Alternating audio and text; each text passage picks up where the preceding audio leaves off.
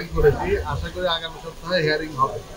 আমাদের গ্রাউন্ড হচ্ছে দুইটা, একটা হচ্ছে ইলেকশন শুরুর পর থেকে রিপন সহ আর সাদিয়া মির্জা বলে আরেকজন আছেন, উনি সহ আরো কয়েকজন তারা এলিগেশন করেছেন আপনি ইলেকশন কমিশনের কাছে, প্লাস আপিল ট্রাইব্যুনালের কাছে, আপিল বোর্ডের কাছে, যে এখানে ইফজল সাহেব সহ অন্যরা টাকা পয়সা বিধান সাহেবের টাকা পয়সা বিলি করতেছে এবং ভোটারদেরকে প্রভাবিত করতেছে। তাছাড়া ভোটের দিনে অনেক অনিয়মগুলি ঘটেছিল, সেই অনিয়মগুলি সম্পর্কে তাদেরকে বলার পর তারা কিন্তু অ্যাপ্লিকেশনগুলো নিষ্পত্তি করে নাই, নিষ্পত্তি না করেই ফলাফল ঘোষণা করেছে এবং সেই ফলাফলে দেখা গেছে যে অনেক ভোটারের উপস্থিতি ছিল না এবং অনেক ভোটারের ভোট জাল জালিয়াতি করা হয়েছে ইত্যাদি।